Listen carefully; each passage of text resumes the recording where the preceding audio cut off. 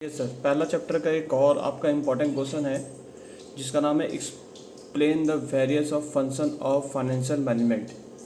और ये 2007 में, दोनों में, 14 में जनरल में भी आया, ऑनर्स में आया। ये इंपॉर्टेंट क्वेश्चन है और ये रिसेंटली ईयर में भी आया हुआ है। तो पहला जो फाइनेंशियल मैनेजमेंट लिखा हुआ है, ये डेफिनेशन है फाइनेंशियल मैनेजमेंट का। Financial management is a concern with procurement of fund, यानी फाइनेंशियल मैनेजमेंट एक फंक्शन जो हम लोग काम करते हैं, इसमें अपने पैसे कैसे फंड को एक्यूमुलेट किया जाए, यानी प्रोक्योरमेंट ऑफ फंड किया जाए। और फिर दूसरा पार्ट है इसका प्रॉपर यूटिलाइजेशन, यानी इसका यूटिलाइजेशन कैसे किया जाए, ये आपको बताता है फाइनेंशियल मैनेजमेंट। तो फाइनेंशियल मैनेजमेंट में दो फंक्शन काम करते हैं।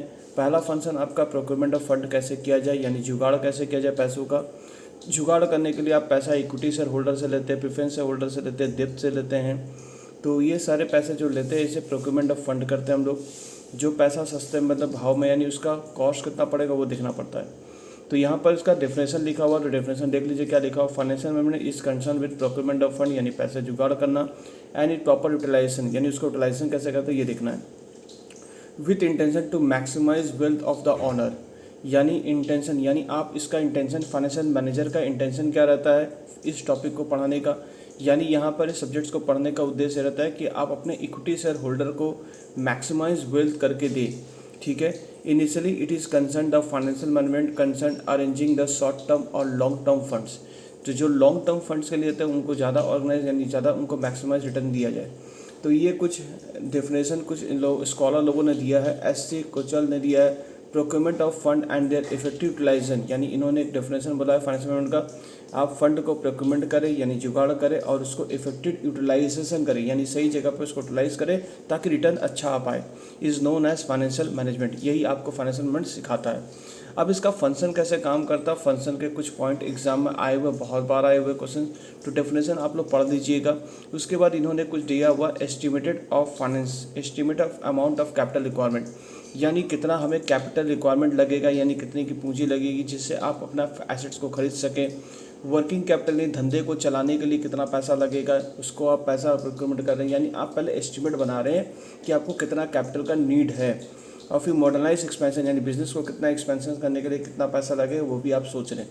तो यहाँ पर पहला पॉइंट में आपको जो लिखना है उसमें एसेट्स खरीदने के कितने पैसे लगेंगे, वर्किंग कैपिटल रिक्वायरमेंट कितना लगेगा, modernise and expenses of business के लिए कितना लगेगा रिक्वायरमेंट, ये आप पहला पॉइंट याद करेंगे।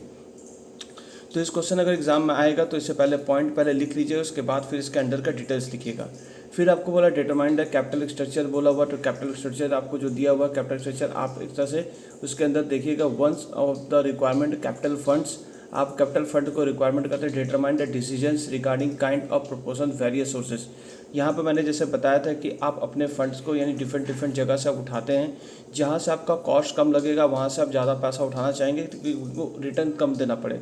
मतलब उनका अगर डेप्थ ज़्यादा उठाएंगे तो डेप्थ में आपको क्या होगा, इंटरेस्ट ज़्यादा देना पड़ता है। ठीक है।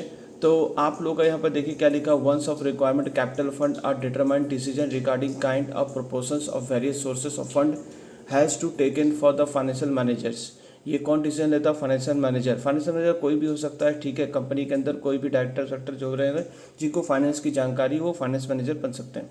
Determine the proper mix of equity depth और शॉर्ट टर्म, यानी ये जो फाइनेंस पैसा जो लेते हैं हम लोग मिक्स करके पैसा लेते हैं, कुछ इक्विटी हो शेयर होल्डर से लेते हैं, कुछ डेप्थ से लेते हैं, कुछ शॉर्ट टर्म से लेते हैं, और ये लॉन्ग टर्म डेप्थ रेशियो से। This is done achieve minimum cost of capital. मैंने जैसे बताया था कि आपको मिनिमम कॉस्ट ऑफ कैपिटल, यानी जो पैसा आपको इंटरेस्ट कम देना पड़े और मैक्सिमाइज शेयर्स होल्डर को आप पैसा ज़्यादा रिटर्न करें। ठीक है। मेन उद्देश्य फाइनेंशियल मैनेजमेंट का पढ़ने का यही होता है। फिर choice of fund, choice of source of fund यहाँ पर बोला गया है। तो choice of source of fund में बताया गया कि आपको ये परचेस मैनेजर जो होता है ये चॉइस करता है कि किससे पैसे लेने हैं। वो वेरियस चूजेस अपना लाइक करता है, जैसे इक्विटी शेयर होल्डर से, प्रेफरेंस शेयर होल्डर से, डिवेंचर होल्डर से, बैंक से, फाइनेंशियल इंस्टीट्यूशन से, पब्लिक डिपॉजिट से। ये उनके ऊपर चॉइसेस रहता है, जहाँ से उनको रेट ऑफ इंटरेस्ट कम लगेगा वहाँ से ये फंड को ये जुगाड़ करते हैं। ये प्रोक्योरमेंट का फंड का रियलाइज करने का जगह है। ठीक है। तीनों यहाँ पर पॉइंट को पढ़िए, देखिए उसमें क्या लिखा हो। Before the actual procurement of fund the finance manager has to decide the source of fund, यानी कौन डिसाइड करता है, finance manager has to decide the fund which the fund has to various are to be raise. The manager can raise function various sources like equity share holder, preference share holder, debenture holder, bank और other fund institution से यहाँ से sources fund निकालते हैं। तीसरी बात, procurement of fund का मतलब क्या होता है। प्रोक्योरमेंट फंड मतलब इस पॉइंट में अंदर क्या लिखेंगे, यहाँ पर पॉइंट जो बोला गया है प्रोक्यूरमेंट फंड में यह बोला गया है कि आप जो फंड मैनेजर जो होता है, फाइनेंशियल मैनेजर जो होता है, वो टेक स्टेप करता है, proceed procure the fund required the business might भी नेगोशिएशन, यानी क्रेडिटर से वो कुछ थोड़ा बार्गेनिंग करके भैया हम थोड़ा रेट ऑफ इंटरेस्ट आपको कम देंगे या इतने दिन में पैसा रिटर्न करेंगे, फाइनेंशियल इंस्टीट्यूशन से थोड़ी बार्गेनिंग करके ये इनका काम रहता है कि प्रोक्यूरमेंट कहाँ से फंड निकालना पड़ेगा। ठीक है, और मार्केट और गवर्नमेंट की पॉलिसी को भी देखा जाता है, गवर्नमेंट कंडीशन यानी कैसे करके पॉलिसी दे रहा है गवर्नमेंट, वो पॉलिसी हिसाब से लोग प्रोक्यूरमेंट फंड का जुगाड़ करते हैं। ठीक है, तो इशू प्रोस्पेक्टस लोग इशू करते हैं कि हमको कौन इसमें पैसा इन्वेस्ट करेगा मेरे कंपनी में। Procurement fund dependent on not only the cost of raising fund but also their other factors. ये थोड़ा इसको देख लीजिएगा।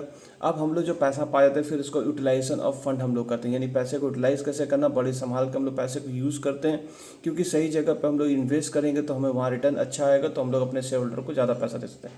तो अगला पॉइंट आपको जो बोला गया utilisation of fund, the fund procurement financial manager are to be potentially invested in various assets, यानी डिफरेंट जगह पर कंपनी में इन्वेस्ट करता है as to maximise return of investment. समझ में आ गया क्या बोला गया पॉइंट में? तो ये पॉइंट में आपको ये पॉइंट लिखना है। फिर डिस्पोजल ऑफ प्रॉफिट और सरप्लस, और जो आपका प्रॉफिट और जो आप एसेट्स यानी आप एसेट्स को जब आपका इन्वेस्टमेंट आपका बैक होगा, प्रॉफिट जब आपका वहाँ से बुकिंग करेंगे तो उसको भी फिर री इन्वेस्टमेंट कर सकते हैं आप चीज़ों को लेकर। तो देखिए क्या लिखा, the finance manager has decide to how much return ploughing back and how much distributed dividend. यहाँ पर डिस्पोजल ऑफ प्रॉफिट यानी जो इस फाइनेंशियल में ये भी सीखने को मिलता है कि आपका जो कंपनी में जो प्रॉफिट आया है वो प्रॉफिट को कितना पैसा हम लोग डिविडेंड में देंगे, जिसे आपने डिविडेंड चैप्टर में अपने पढ़ा भी था कि कितना पैसा डिविडेंड देंगे, उसके लिए आपने कुछ मॉडल भी पढ़े थे। तो कितना पैसा डिविडेंड देंगे, कितना पैसा अपने पास रखेंगे, रिटेंशन मनी कितने अपने पास रखेंगे, जिससे हम लोग फिर अपने री इन्वेस्टमेंट बिजनेस को एक्सपेंशन करने में यूज़ कर सके। तो ये पॉइंट आपको डिस्प्ले ऑफ प्रॉफिट भी, ये भी आपको फाइनेंशियल मैनेजमेंट सिखाता है। अभी इसमें पॉइंट में यही लिखना है, देख लीजिए, पढ़ लीजिए क्या लिखा हुआ। The financial management has to decide how much to retain, यानी कितना रखना है, for the plugging back and how much distribution of dividend to shareholder out of the profit of the company. The factor influence decision including trend earning of the company, the trend of market price. और इससे क्या होता है, जितना हम लोग इतना दे के अगर ज़्यादा डिविडेंड बांट देंगे तो इससे मार्केट प्राइस हो सकता है हम लोग का शेयर प्राइस गिर जाए, वेल्थ हम लोग का कमजोर हो जाए, इसलिए हम लोग कितना डिसीजन देना ये देखना, सिर्फ इसकी पढ़ाई इसमें होती है।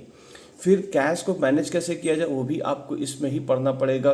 तो आपको यहाँ पर मैनेजमेंट ऑफ कैश भी बारे में बताया गया है, यानी इसमें क्या क्या पॉइंट निकल के आए आपको, और फाइनेंशियल कंट्रोल कैसे किया जाए वो भी आपको इस चैप्टर में सब्जेक्ट में दिखना पड़ता है। तो ये फंक्शन का पहला पोर्शन में आपको ये सब पॉइंट दिया गया है। तो पहला आपको बोला गया कि कैपिटल आप एस्टिमेट अपना पहले बैठाएंगे, कैपिटल रिक्वायरमेंट। दूसरा पॉइंट बोला है कि कैपिटल स्ट्रक्चर जो रहता है वो कहाँ कहाँ से वेरियस मिक्स करके यहाँ पे दिया जाता है। सोर्स ऑफ फंड यहाँ पर आप कहाँ कहाँ से पैसे का जुगाड़ कर सकते हैं, तो उन्होंने आपको पहले ही पता हुआ था। तो बॉन्ड का प्रोक्यूरमेंट ऑफ फंड यानी फंड को लेकर आप क्या करते क्या है, यानी इसमें कैसे गवर्नमेंट की पॉलिसी होती है, रिटर्न करने की पॉलिसी कैसे होती, वो सारा फंड का प्रोसीजर आपको पता होना चाहिए।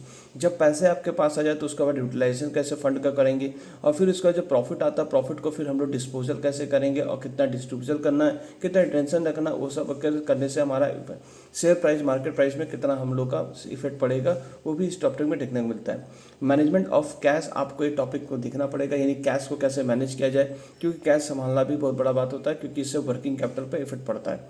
तो मैनेज ऑफ कैश और अदर एसेट जो होता है इस important task of financial manager का काम होता है। It's involve forecasting cash inflow और आउटफ्लो, कितना इनफ्लो हुआ कितना आउटफ्लो हुआ, यानी आपके कंपनी में कितना पैसे उन्होंने आपने आउटफ्लो किया है यानी इन्वेस्ट किया है, और उससे रिटर्न कितना आ रहा है वो भी मैनेज करने का काम आपका रहता है। ठीक है, फिर फाइनेंशियल को कंट्रोल करने का भी काम फाइनेंशियल मैनेजर का ही रहता है। तो इस पॉइंट को आपको पढ़ लेना है। ठीक है, ये पॉइंट आप लोग देख लीजिए, इस पॉइंट को कॉपी एंड पेस्ट कर लीजिए। चलिए sir, thank you, bye bye, see you.